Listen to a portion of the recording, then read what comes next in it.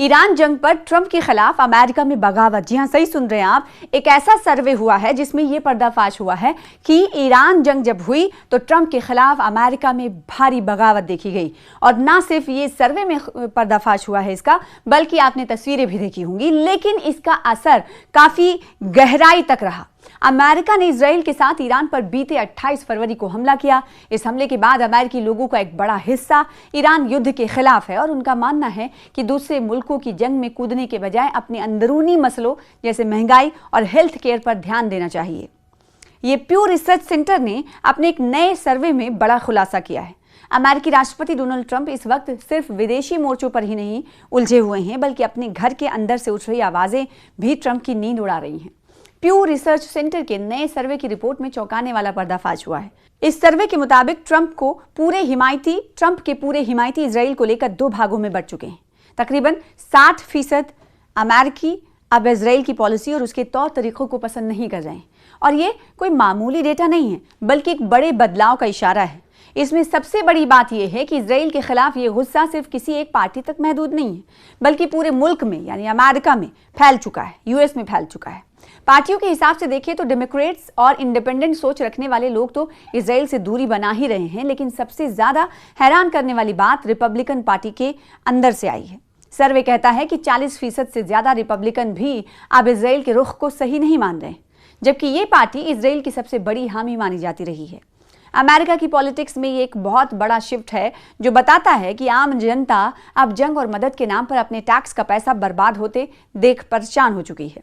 पीढ़ियों के फासले ने इस सर्वे को और भी दिलचस्प बना दिया है, क्योंकि 50 साल से कम उम्र के ज्यादातर अमेरिकियों की राय अपने ही मुल्क के फैसले को लेकर बहुत अच्छी नहीं है।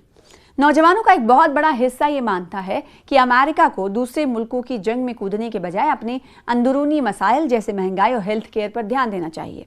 इन नौजवानों के लिए इजराइल अब वो मजबूत साथी नहीं रहा जिसकी सिक्योरिटी अमेरिका का फर्ज था, बल्कि वो उसे एक ऐसी उलझन की तरह देख रहे हैं जो उनके मुल्क को बेवजह मुश्किलों में डाल रहा है। बहुत ही खराब हो चुकी है ये वो लोग कह रहे हैं, हालात बहुत खराब हो चुकी है ये वो लोग कह रहे हैं जो खुलकर इजराइल के खिलाफ खड़े हैं और चाहते हैं कि अमेरिका अपनी फॉरेन पॉलिसी को फौरन बदले। लोगों का मानना है कि गजा और मिडिल ईस्ट में जो कुछ भी हो रहा है उसमें अमेरिका की हिस्सेदारी उसके अपने डेमोक्रेटिक उसूलों के खिलाफ जा रही है।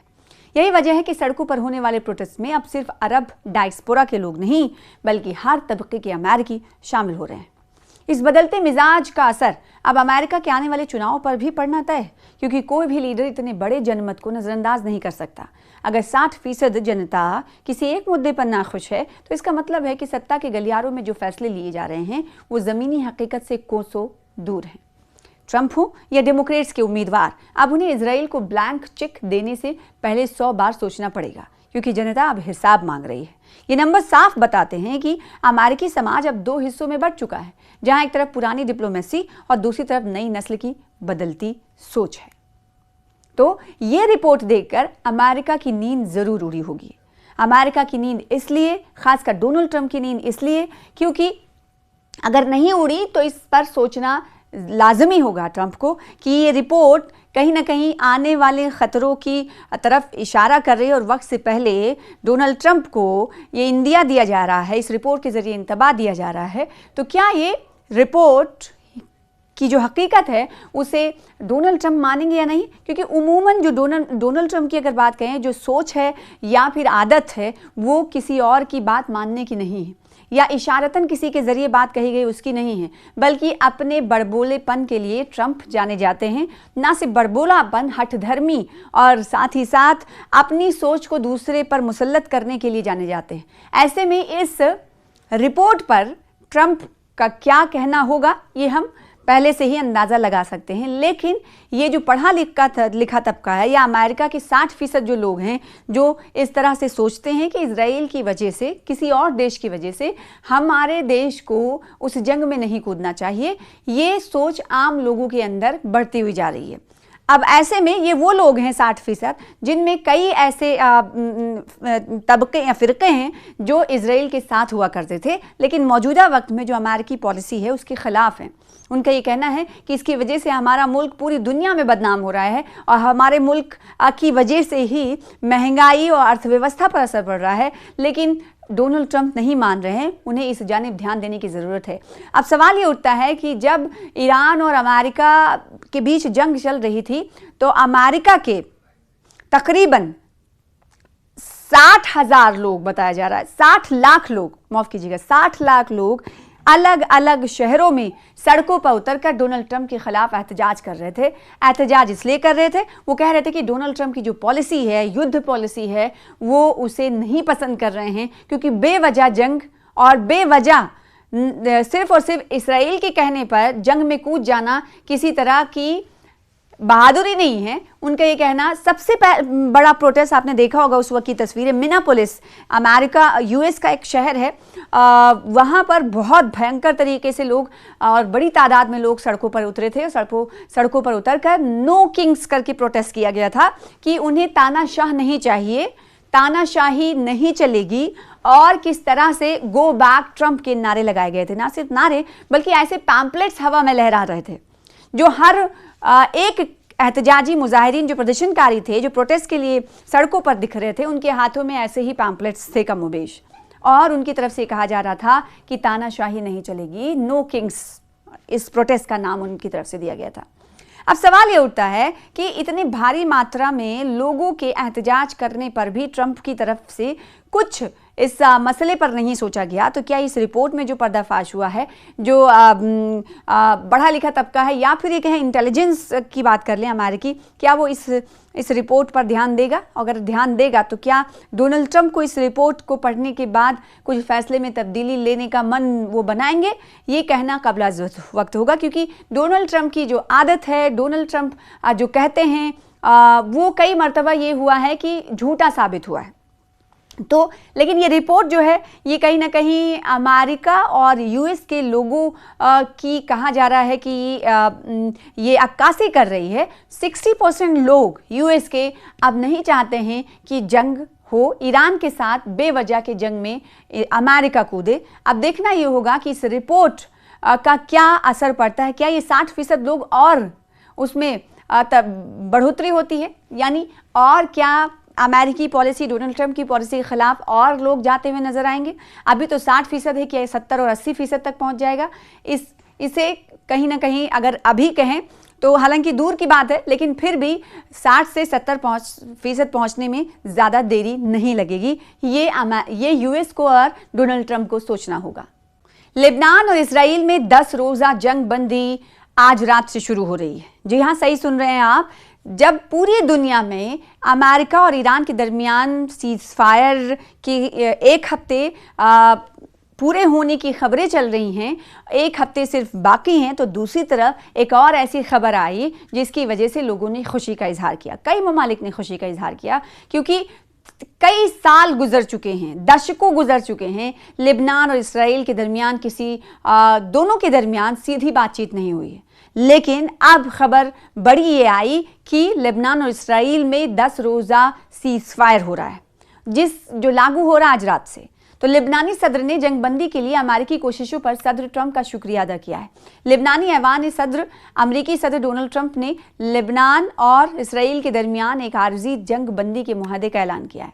इस जंगबंदी का आगाज जुमेरात की आधी रात से होगा और ये 10 दिन तक बरकरार रहेगी। लेबनान और इसराइल में 10 रोज़ा जंगबंदी की शुरुआत हो चुकी है और ये लागू हुआ है जुमेरात की रात से, यानी 16 तारीख से ये सीज फायर दोनों मुल्कों के दरमियान लागू हो चुका है।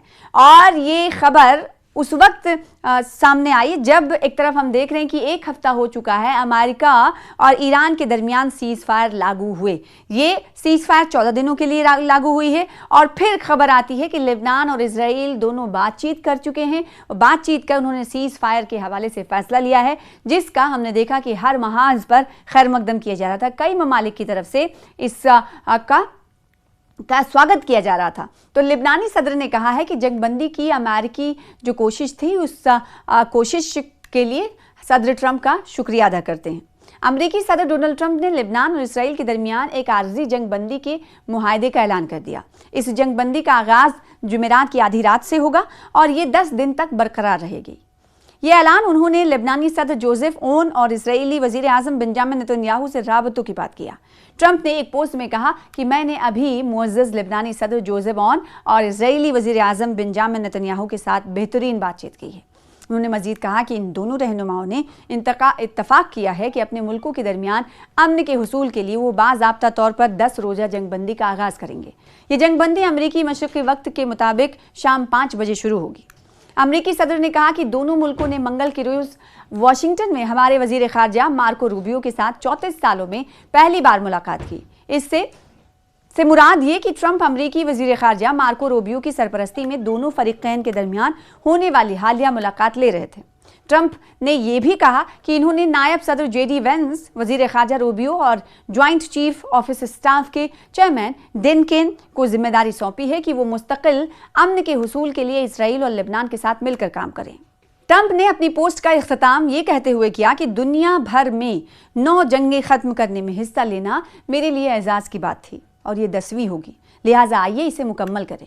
दूसरी तरफ लेबनानी ऐवान सदर ने ऐलान किया कि जुमेरात की सपहर अमरीकी सदर डोनाल्ड ट्रंप और लेबनानी सदर जोसेफ ओन के दरमियान टेलीफोनिक राबता हुआ, जिसमें लेबनान में जंगबंदी के लिए की जाने वाली कोशिशों और खित्ते में इस्तेहकाम को फ़रोग देने पर तबादला ख्याल किया गया।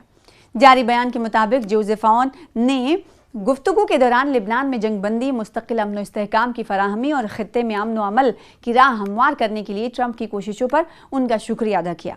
उन्होंने इस उम्मीद का इजहार भी किया कि जितनी जल्दी मुमकिन हो सके जंगबंदी के लिए कोशिशें जारी रहेंगी।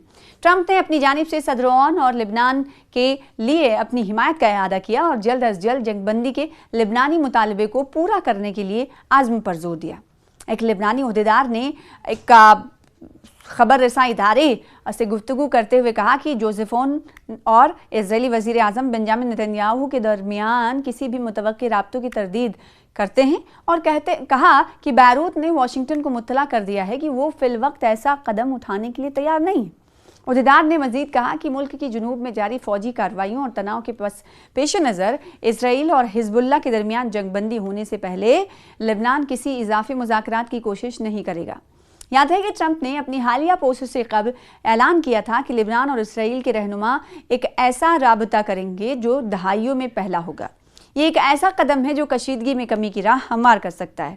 इसराइल ने जोर दिया कि लेबनान के साथ कोई भी मुज़ाकरात तनाव को काबू में रखने की बैनुल-अक़वामी कोशिशों का हिस्सा है। ये सिफारती पेशरफ एक जामे अमन के हुसूल और खित्ते में तनाज़े के फैलाव को रोकने के लिए बढ़ते हुए बैनुल-अक़वामी दबाव के दरमियान सामने आई है।